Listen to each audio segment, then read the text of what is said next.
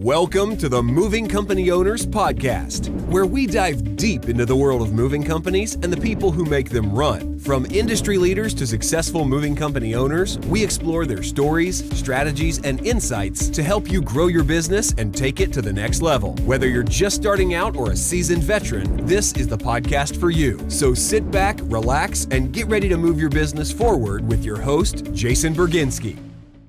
Hey guys, it's Jason Bergenske with the Moving Company Owners Podcast. I'm here today with Travis from Rotate Digital. Nice to have you here with us today, Travis.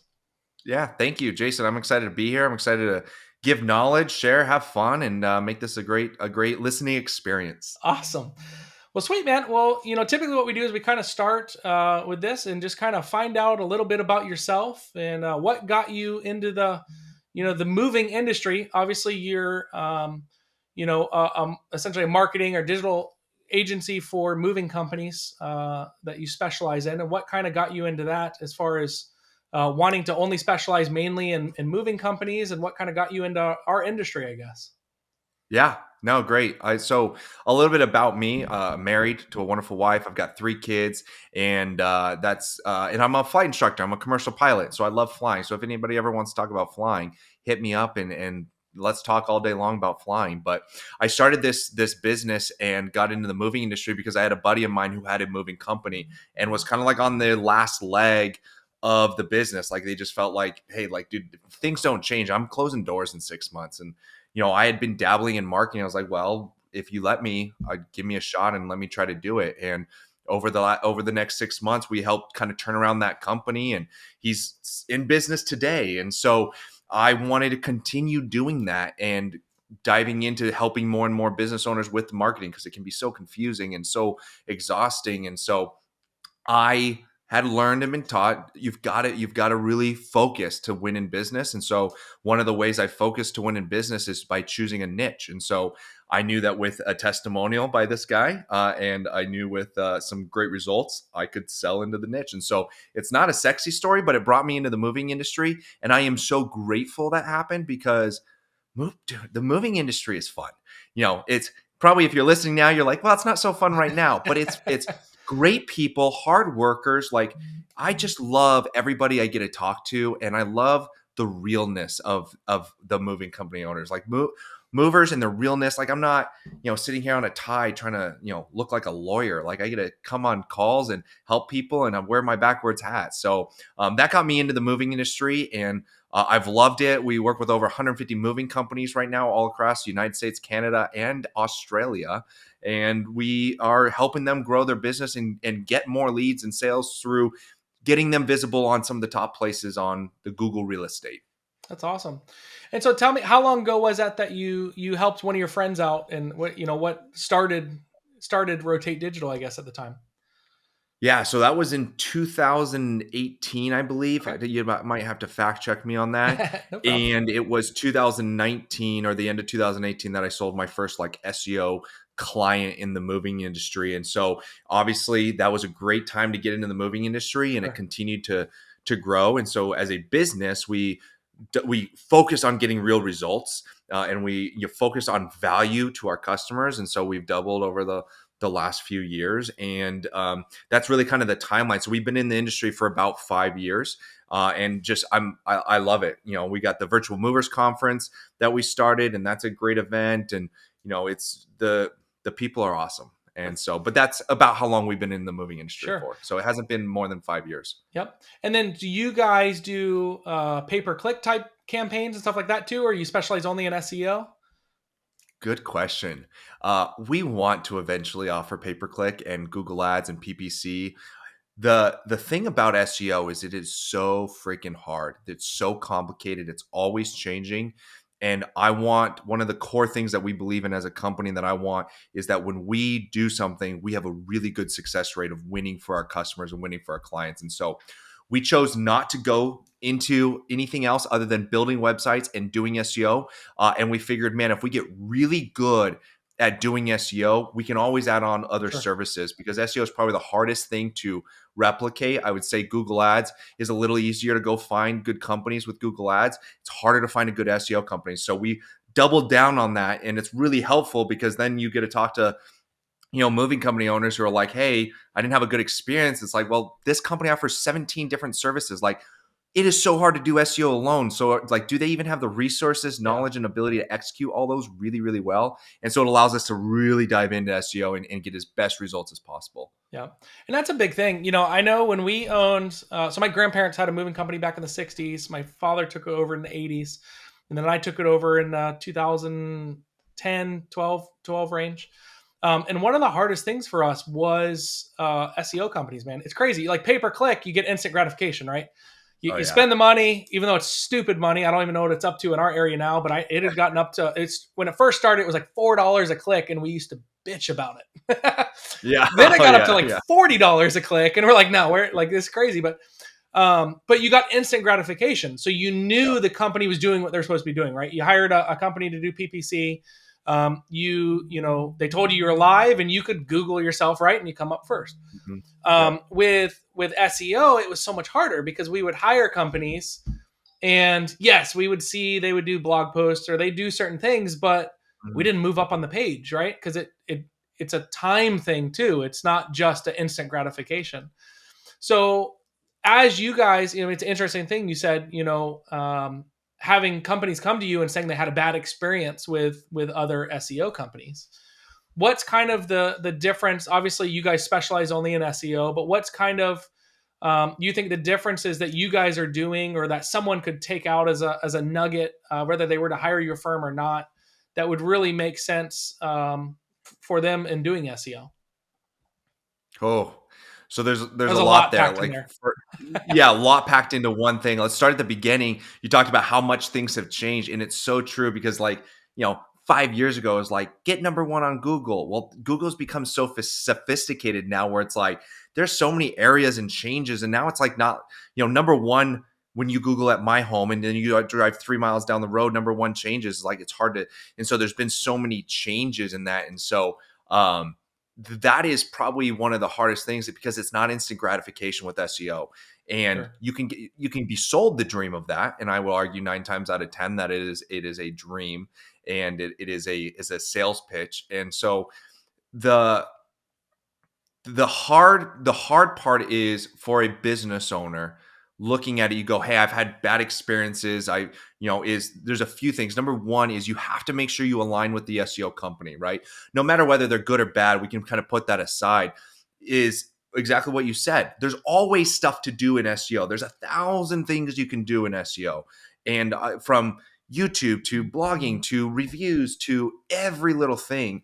And yet at the same time, as a business owner, you have to protect the outcome that you want. And you have to understand, what is the outcome that I ultimately am trying to get? Is it more leads, more sales, more visibility? You may sit here and go, well, obviously it's more sales and leads, but like, we've had companies come to us and we're like, hey, here's where you need to focus your energy and efforts on for sales. And they're like, no, no, no. I want to come up with these keywords because they want that city or they want that area. And that's going to be the hardest part, is because you jump on a sales call and every SEO company's, roughly speaking, going to sound the same. We're going to sound the same to our neighbor. And the hard part is understanding what things mean. So for instance, if I say, hey, we're going to give you 5 blogs this year. Well, the other company could say, well, we're going to give you 10 blogs. Well, now it comes down to like, well, what is the value of those blogs?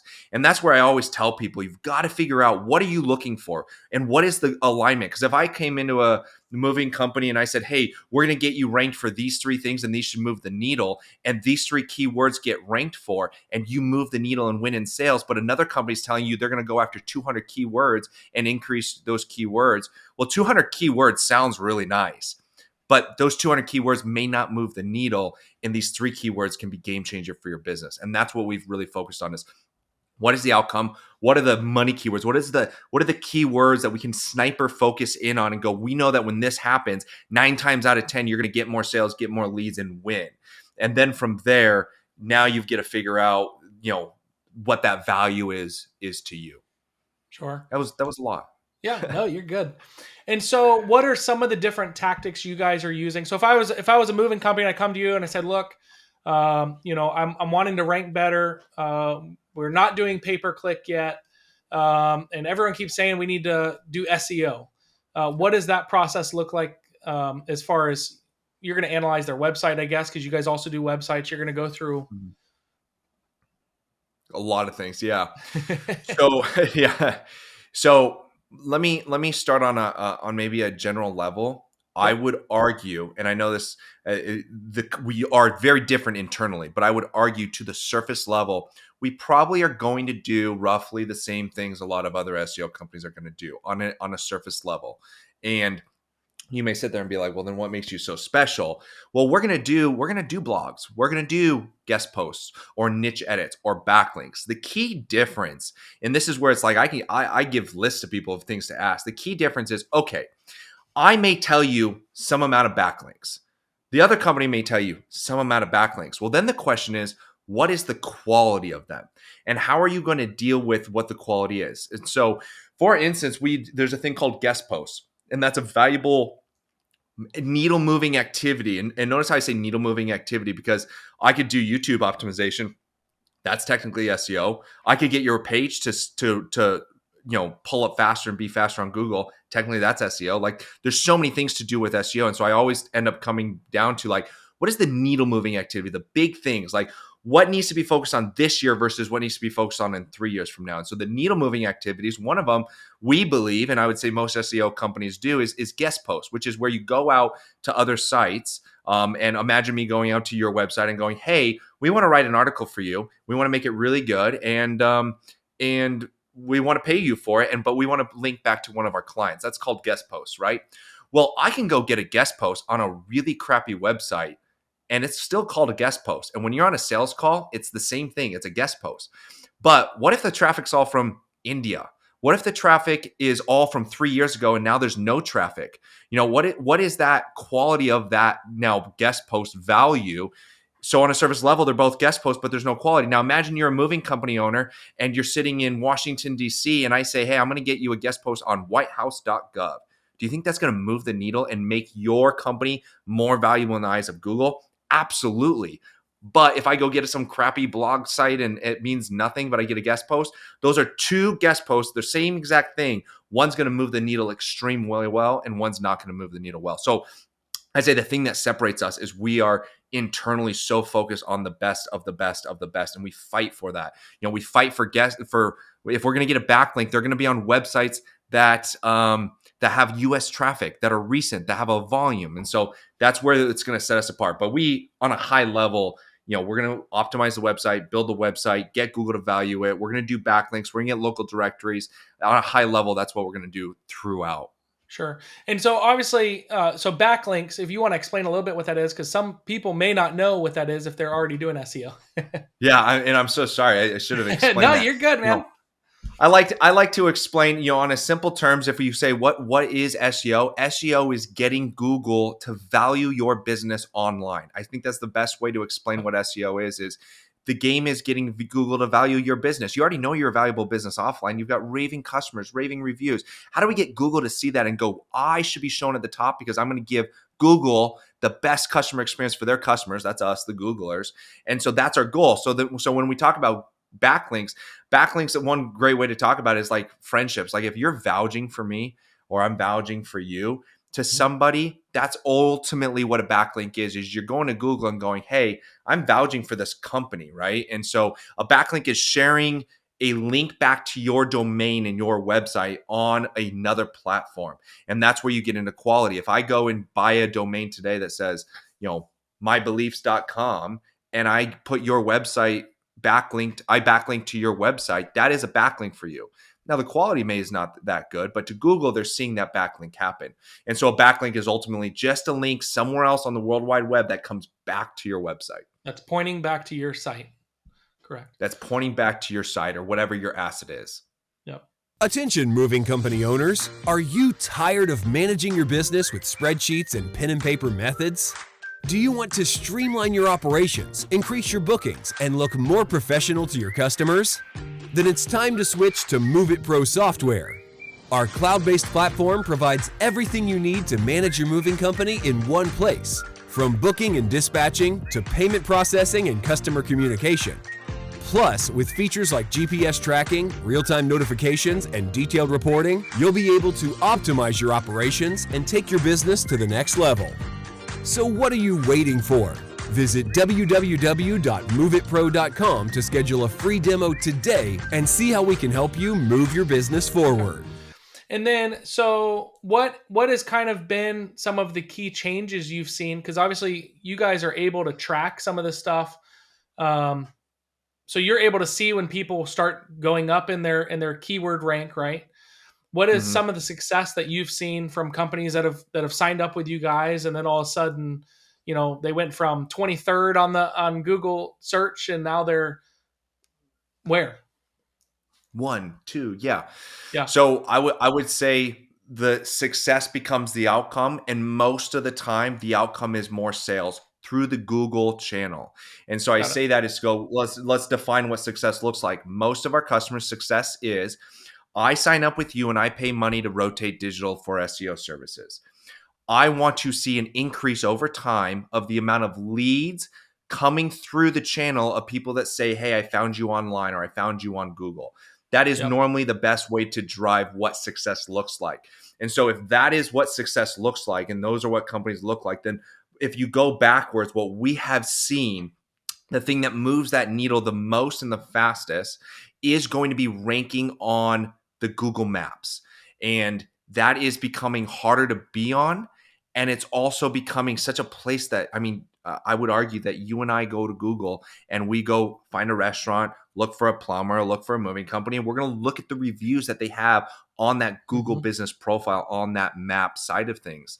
Well, if that is what's moving the needle, then our goal is to figure out how can we get on the map pack, those top 3 spots, in a bigger and bigger radius. So if I'm sitting at my hometown and I Google movers near me, I want to see my company show up. And that's ultimately where the most of the success is being driven. And so you get more leads, and we're seeing it happen through ranking on the Google business profile and that map rankings. Then ultimately you get ranked on, let's say, the SERP results below that, but the needle moving activity is ranking on the map. So the customers that are winning with us ultimately have a good brand. They ultimately run a Yep. good business. They have a lot of things happening that are good for their business. We've had 2 companies, let's say, come to us, and this is a real story, and we did the same exact process for them.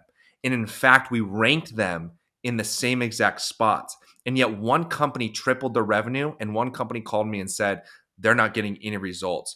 And it came down to, well, one Reviews. company had like a 3.9, 4.0 review, and the other one had a 4.9 review. Well, reality is I'm not trusting somebody with a 4.0, Sure. 3.9 review to move all my valuable stuff. And so you have to run a really good moving business to get good SEO results, to get good PPC results, to get good, whatever results you're doing. So the people who are winning with us ultimately run a really good business, have good brand recognition.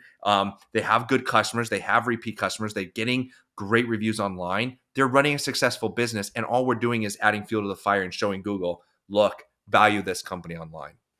Sure. And so if a moving company is looking for someone to do their SEO, what are some of the questions they should be asking? What are the things that they should be Oh, looking for?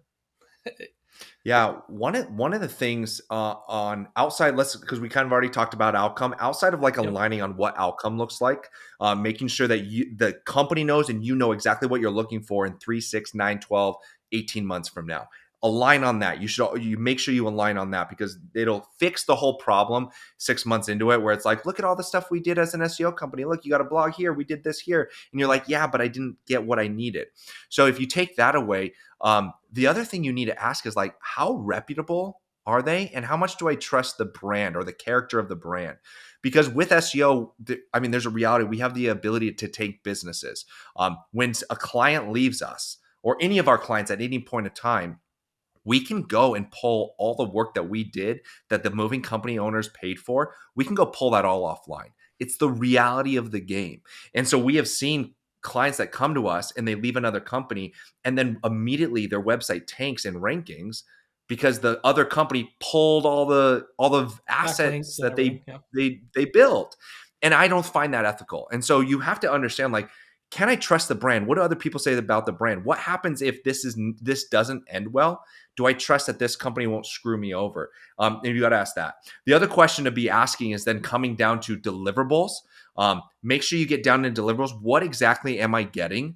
And then understanding what those deliverables mean. And so the most salespeople, it'll be harder for them to answer. But when it's like, hey, we give 5 blogs, awesome. How many words? Great. What are the results we're trying to get from that? Hey, we do 400 local directories. Awesome. What value is that going to bring? Hey, we do a guest post. Okay, great. Where are you doing these guest posts? Am I going to be able to see them? Are we going to be able to like, what kind of traffic is there traffic requirements around your guest posts?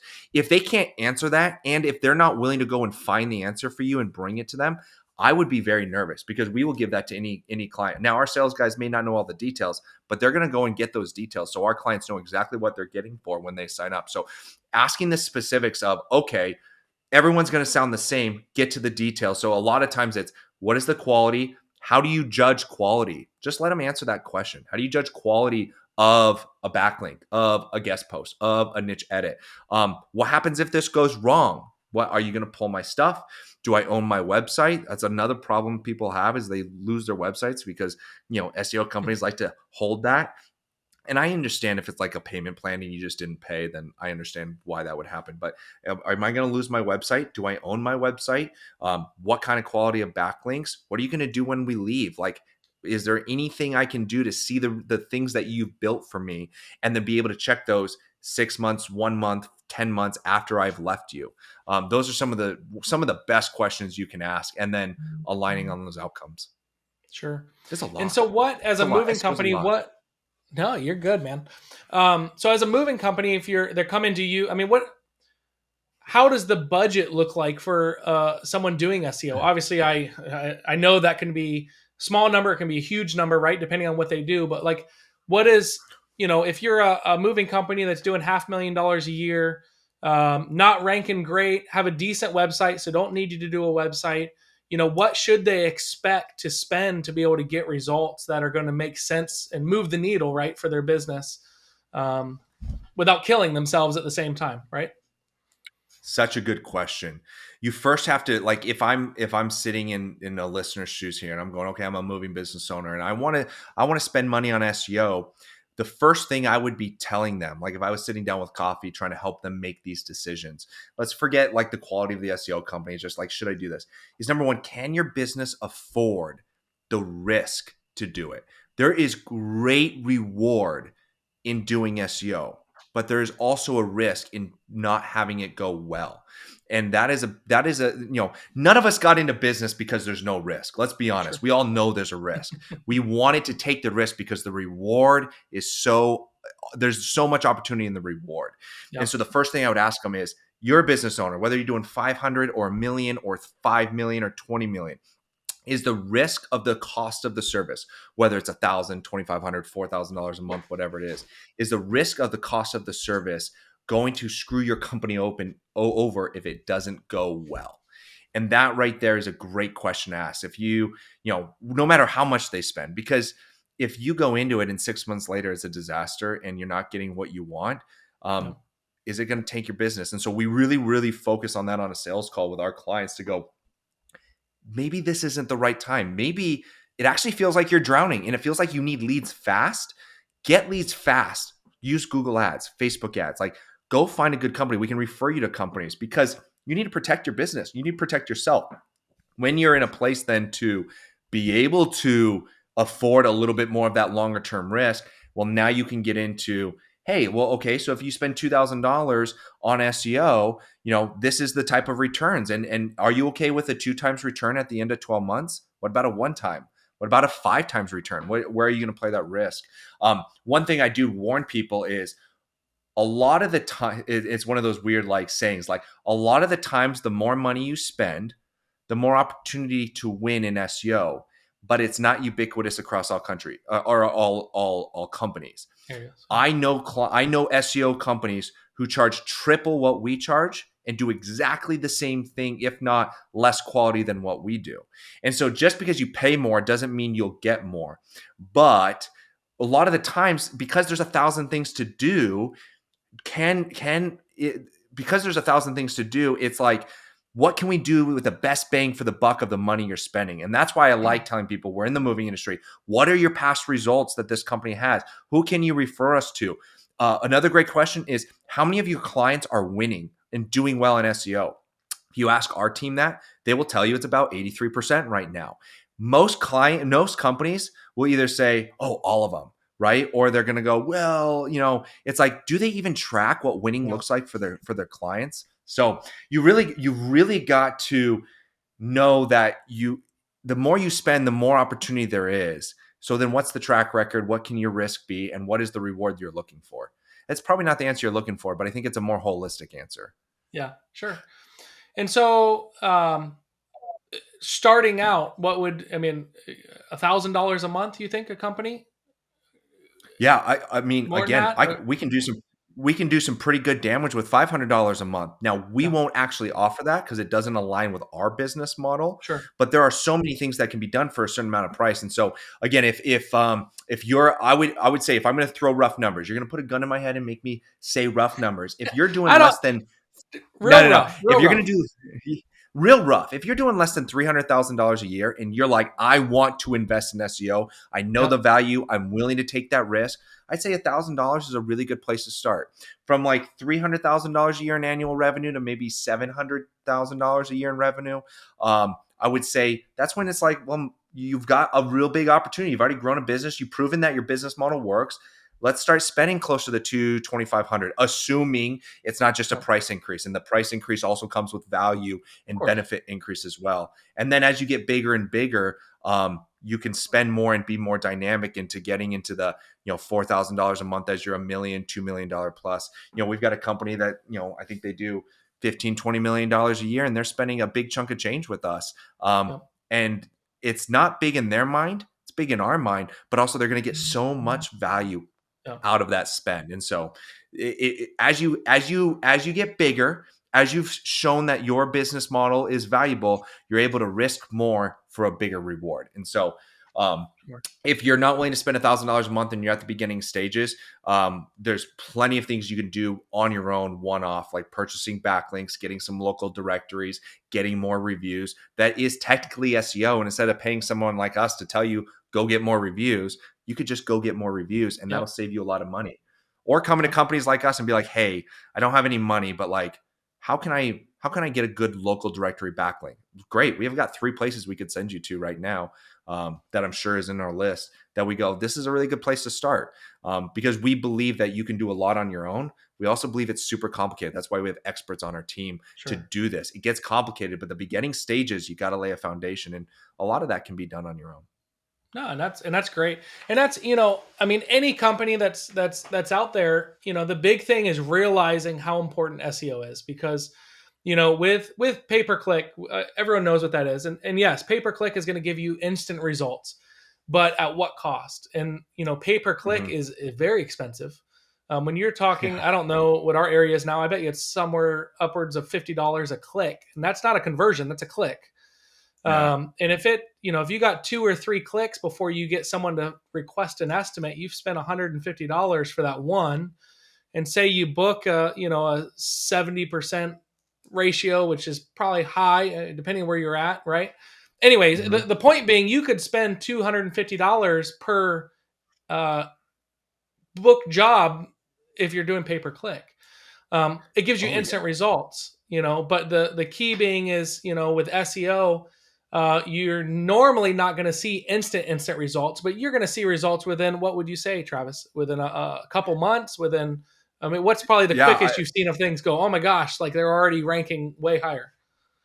Yeah, publicly it's been shorter than 2 months, privately it's been shorter than 2 months, but publicly, on a podcast, I'd say we've seen it within 3 months. We've seen almost total neighborhood domination. I can name a few clients right now who are spending money on our lowest tier package and getting total neighborhood domination, and it happened within 3 months. And so it Oh, can happen. Again, there's a lot of things that change that, but the company's a good company. They got good reviews. There's not as much competition, and they've crushed it in 3 months. And so I tell people, my kind of saying is, in 3 months, you see data changing. You start seeing the trends of the data going in the right direction. Months 3 through 9, you're going to start feeling the change, right? The phone calls, the, hey, I'm getting a few more leads than possible. And then I tell people the goal by month 12 is that you're either at a run rate and of getting a return on your investment. Either you're getting a return on your investment over the course of the entire year, or you're at a run rate to go, well, if this continues with this trend, I am for sure paying off the investment I've made into SEO. And so that ultimately, you talk about that $250 conversion, it's real. We have clients doing that. On the flip side, I've seen with SEO the benefit where clients are booking booking new moves because of SEO and the channel of organic of people wanting to work with them, of like $36 a new move. And it was like, they're just crushing it for like 4 months in a row. If you did that like conversion dollar amount, It's they a were huge literally change. giving a vending machine $36 and getting out a $5,000 to $1,000 move. Phenomenal. Like you can't beat that. And that's the power behind SEO. It just comes at a longer term investment. I'm a But I big think fan it's of all marketing channels, so I'm but I not think it's I'm not worth going to it. sit here and say paid ads suck. So they're Yeah. great. No, I mean, paid ads definitely have their place, but it can get expensive. And that's the interesting thing. I mean, for instance, with a package with you guys for say $1,000 a month, your words, not mine. But 3 months, 6 months down the road, yes, you're going to spend 3,000, 6,000. I assume you probably do most of your stuff you do a year minimum, I would assume. Yep. Yep. So year minimum. So anyway, you're 12 grand in. Well, with pay per click, spending $250 per move you're booking, it'll add up pretty quick, to that. And the whole thing is, you're going to be real frustrated. You're going to be happy you're booking moves, even with pay per click, but you're going to be frustrated when it's a $500 apartment move and you just spent $250 for the lead, right? Yep. Um, Oh yeah. so And it's the snowball effect that makes SEO so valuable, because you think about it like, yeah, the first 3 to 6 months might be tough, but now you're getting all these new moves, and now you're paying for the SEO service out of the gate, whether it's a 1 to 5 to 10 times return on your investment. But now all these new moves, these people are getting a great experience with you. Well, now they're going to be repeat customers over the next 2 to 3 years. So a and lot more of times you see, reviews. and you're going to get more reviews, and then they're going to refer more people. And so you get this massive brand snowball effect that happens in your business. And we have clients sitting here 2 years later, and it's like, dude, my Google organic channel is going through the roof, but also my repeat customers is quadrupled. It's like, yeah, because you've had all these new people come to you and you've done a great job, and now they want to work with you again. Congrats, you've ran a great business. Yeah. So another thing, just to kind of change the subject a little bit here, is the way the economy is going. So interesting thing. I mean, and you may have seen this before. I know you know about it, but like Google Trends. If you search now movers near me in Google Trends, it's some of the lowest searches at this time right now, back all the way back to like 2008, which is crazy. What are I you? started that trend, by the way. I'm the Did one who you? brought that to the Yeah, moving industry with the video of going, it's worse than 2008. And yeah, then everyone picked it up and ran with it on their own. yeah. But yeah, It's I crazy. came out with that video like 3 months ago or 2 months ago. Yeah. And it's exactly what it is. Sorry, go on. No, you're good. So, I mean, what are you seeing? So, obviously, you're doing, you're tracking a lot of this stuff as far as all the SEO you're doing for these 150 moving companies. So, you're able to see their conversions and their, entrances to their website and their exits and all the stuff, all the data, right? What are you seeing? Are we still declining? Are we still what are you seeing? Are you a moving company struggling to keep up with customer calls? Let Lion's Den Booking Service handle your overflow, after-hours calls, or even the entirety of your sales. As a call center booking service, we're dedicated to helping your business thrive. With years of experience and a commitment to customer satisfaction, we'll make sure your clients receive the best possible service. Trust us to take your business to the next level. Contact Lion's Den Booking Service today. www.lionsdensales.com. Yeah, great question. We're still in a decline. Time will tell how this summer happens, especially as interest rates change. I'm hoping for interest rates to drop. With the drop of interest rates, people will move more. Naturally, if you look at Google Trends right now, and in terms of assuming we're going to relate Google Trends to like the interest of someone using a moving company, we're on the way up, but we're also on the way up into the season. Busy And so season.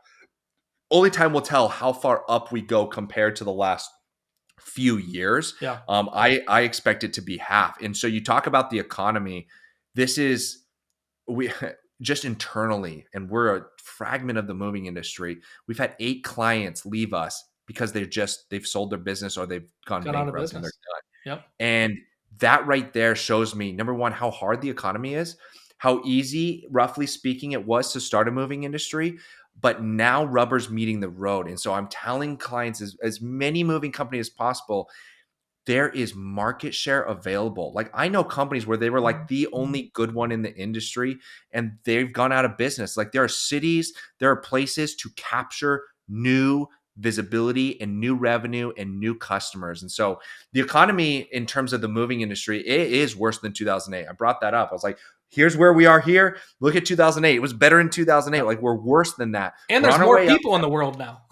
And there's more people in the world. And it's And oh, still by the lower. way, there's more moving companies too, because there's a lot more. And so competition is strong right now. But people are dropping like flies who weren't running a good business, who just kind of rode the last 5-year Yep. wave. They are dropping, which means there's an opportunity for anybody listening to this. Because if you're listening to this podcast, you care. Like, you wouldn't be listening to this if you cared about the movie industry, cared about growing your business. That's what this is for. You have an opportunity right now to go and continue to win when everyone is pulling back, when everyone is shutting their doors, stopping marketing. Now is the time to look back 7 years from now and go, what did I do to grow? I'm telling people, go put signs on the side of the road. We have companies winning doing that. Go back to some of that stuff, because you will take advantage of this economy right now. Because I talked to a moving company owner, it was yesterday. And she was telling me how they booked 1,800 moves last month. Most of us listening to this, most of you guys listening to this, you go 1,800 moves. I don't even do that in 2 years. They did it last month. And so there's the mindset shift of there's nothing out there. It's like, people are moving. There's still money to be made. There's still opportunity. Seize it, Yep. And I'll tell you, I mean, we've had, for our software company, we've had some of our customers are giants go out of business, close their doors. I'm just shocked. We had one moving company been open 100 years and closed their doors this year. They said, we're done. We're done. We're selling our assets. And they were, doing $5-6 million a year. But the problem is, which this happened in 2008 too, was, let me kind of go back. The COVID era, where all of us movers thought was going to be terrible, right? Ended up being a wave that came, which ended up helping a lot of moving companies. The increase of revenue, the amount of moves that were happening because of after COVID. Obviously, right when the COVID first started, the moving companies struggled a little bit, but then that wave up, and so many new moving companies opened during that time too. And then all these moving companies got really comfortable because the leads just came in. They didn't have to work for them. The phone just rang, right?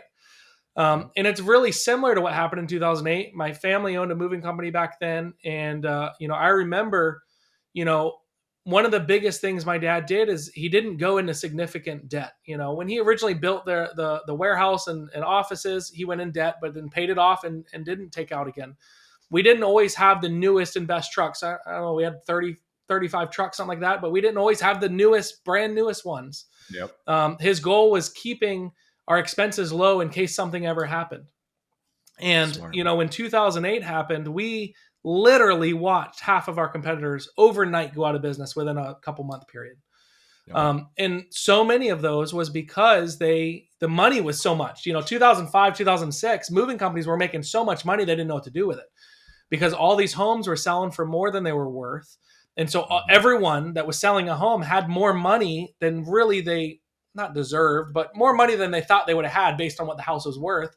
And so everyone hired movers. Everyone was building new homes. Everyone was doing all this stuff. So the moving companies grew and expanded so fast that we watched all of our competitors go buy 10 brand new trucks, go buy a brand new build a 80,000 square foot warehouse, do all this stuff. And then as soon as everything collapsed, they had 20 trucks sitting in their parking lot not moving with I don't know, at the time, $1,500 a month payment, right? Or whatever it was back then. And they couldn't bear it. They couldn't handle it. And so that was one of the things, and I've talked about in some of my other podcasts, even like when everything was going good, and I've talked about it, is don't go beyond your means. You got to make sure, because the economy always goes in cycles. We always see it, and this is in every industry. This is in the stock market. This is in the housing industry, the moving industry, everything. That the wave of COVID was a very significant freebie for a lot of us. A lot of moving companies that really probably had no business running a company started and did a really good job, but now they're really struggling, and it sucks to see it. It sucks to see, some of these people we've become friends with and helped and done all the stuff that they just can't bear it. But the silver lining on it is exactly like you're saying, the market share is freeing up, that as soon as these interest rates drop, and it's going to be interesting to see what happens. Obviously, elections are coming up at the end of the year. Usually by election time, they try and have interest rates low to show how amazing of a job they did, right, for a re-election. Yep. Which that's a whole nother topic I could get. But anyway, that's on your other podcast. Yeah, that's the other podcast. You guys, I don't know. Probably most movers would align with me on my thoughts on that. But the key is I truly believe, and I would bet money on it, that as soon as interest rates do drop, it is going to be an explosion positively for moving companies. I think moving companies are going to explode again, because all these people that have wanted to sell their homes or buy a new home in the last year, almost 2 years now, with the crappy interest rates, these people that are sitting on homes that were, their interest rates are 2.9%. And now they're looking at buying another home for 7%. The payment would be double for the same home. Those people are going to hop back in the market fast. And then mixed with all the moving companies that went out of business or didn't survive, I think everyone's going to be slammed. And the key is everyone's got to maintain through this and get through it. And the strong, what is it? The weak will die and the strong will survive. So that's what I believe is going to happen. Well, and you're spot on with that. And I would even say, as an encouragement to people, is like, even transparently in my business, because this really, we're talking about it now, this really actually hit almost a year ago coming into the winter season. And then it just like plummeted. It was like winter season on top of down economy, and it was a disaster. And we're tied to the moving industry, and like we lost a lot of clients because of that. And one thing, and I had to do some layoffs. And one thing I've realized is I was riding that wave too, but I was doing it with a lack of business, smartness. I don't know the smart word for it, but business wisdom. And I realized half of my problem was because I just didn't even know what was going on. I didn't really, really understand my finances. I knew a little bit, but I didn't know exactly the details. And so when this all happened, I had to go look at everything, and I had built out a financial spreadsheet that I've never done before. It took me way too many hours to do. And I didn't even know how to pay somebody, because I didn't even know where to start, but I had to build that out. And I realized, holy crap, we are way over leveraged. We weren't even a good spot 6 months ago. I just didn't know that. And it was hidden by this kind of growth of the economy, growth of the industry. And so, an encouragement and a challenge to everybody is sitting here going, hey, yeah, we do have to maintain, we do have to write it out. On the flip side, we can take this opportunity and go, what did I get away with a year and a half ago that I should not get away with now, and really lean into that and understand all the financials, understand the labor costs, the labor efficiency rates, the cost per move, right? Really understand that in light of the context, to go, what changes do I need to make now? So not only am I just maintaining, but I'm actually thriving, and I'm set and poised, and I'm ready to go get more business. I really would argue most everybody listening here today could grow this year. The key is the mindset change of going, what growth looks like. I'd argue that profit is probably more important than just pure number growth. So how do we increase profit this year than more than ever before? And some of it is understanding your financials, understanding exactly what's happening, understanding what actions need to be taken, and oh, by the way, take them, which sucks sometimes. Yep. And then go and win in the economy. Go put the postcards out there. Go put the things on the side of the road. Maybe make a small investment in paid ads or SEO or whatever it is. Maybe get rid of a couple trucks that have a mortgage on it. Then you can just get a kind of a crappier truck. I know great companies that are doing $4 million a year, and they all have old rundown trucks, but they're making it work really well. So yeah, just to jump on that. Yeah. And I couldn't agree more. I mean, the thing is, companies, you have to survive. That's the key. You have to survive at all costs. We've all, and this is every moving company that's out there, you've worked too hard to get to where you're at to lose because of this, Yep. and this is the time, you should be going through your profit and loss. This is the time when you're doing everything. And we've done it here, even in our business, but you look through and you see what slid before. We've had some employees that were sliding through. And when you got so much money coming in, whatever is going on, they just slide through. You're not looking at the numbers, right? So you don't even notice because things are going so good. And then all of a sudden you're like, wait, this is interesting. You're going to laugh about this. I had an employee we had to let go of. It's embarrassing. So I'm just going to preface with that. I'm not as much in the day-to-day operations in this department. It's our support team downstairs. But that's my excuse. It's not really an excuse. I should have been. Great excuse, Mr. Business Owner. Yeah. So they had a support person. We ended up having to let him go. And in his meeting in the conference room with his manager, this specific employee, when he was being let go, goes, I was wondering when you guys were going to let me go. He goes, I really haven't done much in 3 months. Oh my gosh. That's horrible. But the sad thing, and it's funny now to think about. It's frustrating too, because it's like, really, we pay that. And the key is when you have, and this happens in moving businesses too, right? How many of these companies that are, doing well and have a warehouse, you have a warehouse manager and you have all these people doing all this stuff that when you're busy and you're slammed and you're bringing in all these customers, they're all busy and their work is needed. But then when you start getting slower and you don't have as many jobs or whatever the situation is, all of a sudden they're not as much needed anymore. But they're not going to tell you that they don't have that much to do. They're going to make themselves seem like they're busy. And so you really have got to look at every single thing in your business. We look at it every week. We're in our profit and loss statement and looking at it. It's every moving company needs to be doing that. The other thing I'll add to that, which I am a very firm believer of, is, a lot of companies, which I disagree with, drop their marketing budget as one of the first things they drop when times get tough. And I understand you have to afford and you got to be able to pay your bills. So I'm not, right. If you're at that point, you got to figure out things that you can do to market yourself without spending the money. So I understand that. But it should be the last thing that you start cutting is your marketing budget.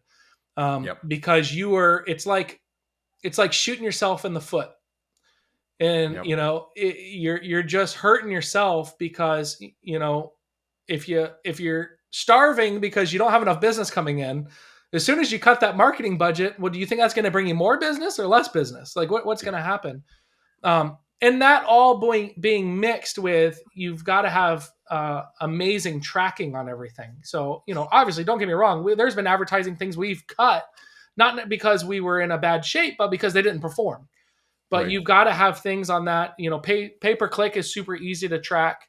SEO is probably a little harder to track, I would guess, with customers. I guess, and that's a good question for me to ask you because I don't even know. How do you guys track, or what reports do you provide so that people know, like, oh my gosh, like, yes, this is definitely working? Yeah, it was a great question because SEO is so complicated.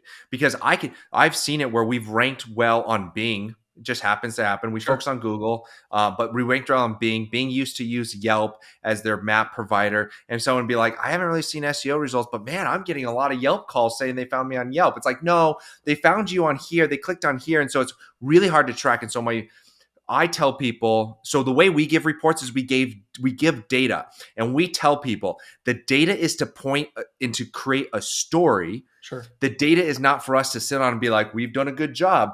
We tell people it comes down to you guys. And that's why it's so hard. You talk about a CRM, and the value of a CRM is so valuable, what you guys are doing, because we tell people, they're like, how do I know SEO is working? Like, great, we can give you data. We'll have data all over the place. We'll have data oozing out of your ears. Yeah. But if you cannot get down to the bottom of when somebody calls you and you say, where did you hear about us from? And they say, oh, from a friend. Great. Put it as a friend on the CRM. Hey, I found you on Google. Well, if you're doing that over and over again, you are saying the same thing, whether or not that was specifically from SEO or not. The trend of sales from Google on that channel will go in the right direction. So that's how we track it. The other thing, I'm going to just do this spiel, and I hope it doesn't push on any buttons, but No, you're good. I'm a big, one of my pet peeves is when I help a moving company owner out and I look at their CRM, and out of the gate, naturally there's some CRMs. And again, it's not bad. It's just out of the gate. It says, where did you hear from us from? Or how did this come in? It says your website. And I tell business owners, saying your website is like being like, dude, how did you find out about my company? They're like, text message. You're like, no, that's how you contacted me. And so I tell them, like, fix that, because your website means nothing to you. Yeah. Get on there, like, where they can choose what it can be, or something, or get something where maybe if it comes in as your website, you call them up, and when you talk to them, you go, hey, by the way, how did you find us from? Oh, I found you. Someone referred me to you. Great, change that. And so we tell people, we'll give you data, we'll give you Google Business Profile, call data, click data, we'll give you organic traffic, but it comes down to the leads and the sales. So that was a long spiel awesome to tell you leads and sales. And that's part of having a CRM, and not to toot our own horn, but I mean, all CRMs do it, but it's part of tracking, every call that comes in and every lead from your website, you should be finding out where they came from. Pay-per-click ones are usually pretty easy to track because you can get metadata that comes in with the UTM tracking. SEO obviously is a little harder, but the same thing. If they're coming through your website, you're, for the most part, you're going to look at that track and you'll be able to see from when you hired a firm like Rotate Digital. And then all of a sudden you start seeing all your website traffic going up and all that. You're going to know where that's coming from. So that's good. Yeah, well, perfect. Exactly. Well, good, man.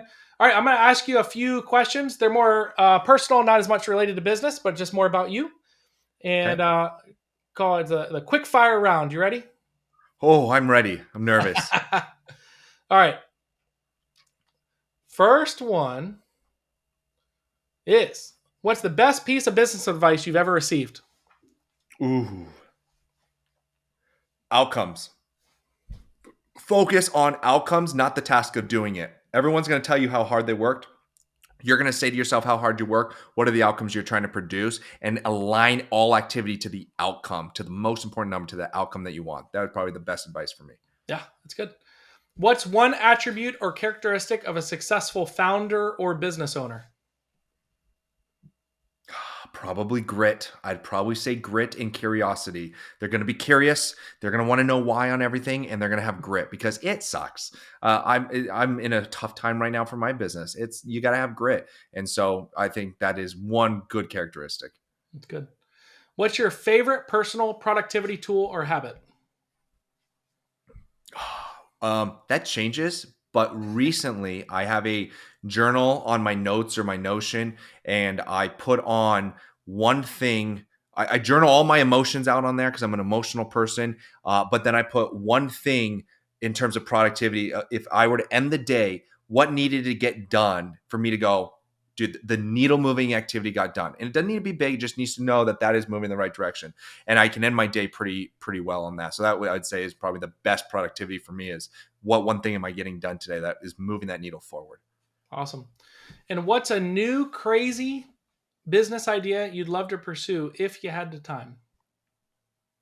Oh, I would love to have a jet company where you rent out jets to other people and like a charter company. Crazy business idea. Have no idea how to do it, but I feel like I'd have a blast doing that. You would be the pilot for all of them, would you? I would really want to be the pilot for all of them. Yes, I would. Oh boy. What's an interesting or fun fact about you that most people don't know? Ooh, an interesting or fun fact that most people don't know. I'm going to make it kind of cheesy. I've jumped off the bridge in New Zealand that bungee jumping originated from, and I jumped off that bridge. It's a fun fact. Was it scary? It was so scary. I'm so scared of heights, man. Oh, I am too. I'm so scared of heights, and that was not an easy thing to do. What's one of your most important passions outside of work other than family? I think you've got it by now is flying. I love flying. I love showing people the joy of aviation. I love the freedom of being able to jump into a plane and fly somewhere. So anything around flying an airplane, joys of being in the air, seeing the earth from a different perspective, that freedom is phenomenal. And as a pilot, I have to get rid of everything that I'm stressed out about to focus on flying that plane. And I love that. I love that I have to jump in. I have to let everything go and focus on exactly what I'm doing on this plane. It's a fun life, dangerous life of thing, but it's not dangerous. So I love it. Yeah, that's awesome. Well, sweet. If people want to get a hold of you, how are they going to get a hold of you, and what's company info and all that? Yeah, I would say if you want to get a hold of me because you're like, I really want to know about your services and what that looks like, the best way to do it is to go through my team, go to rotatedigital.com. There'll be buttons everywhere that says, hey, book a call. We are no sales pushy, no hassle company. Like, we are going to give it to you straight. We'll tell you no. We'll tell you we don't think it's a great time. It's not a great fit, but we'll walk you through everything, give you all the information you need to make a very calm, clean decision without the foggy sales push. If you're going, Travis, I'd like to just learn a little bit more about you. I'd like to talk business with you, potentially just learn more about SEO from just you personally. Instagram is probably one of the best ways to get a hold of me personally, or Facebook.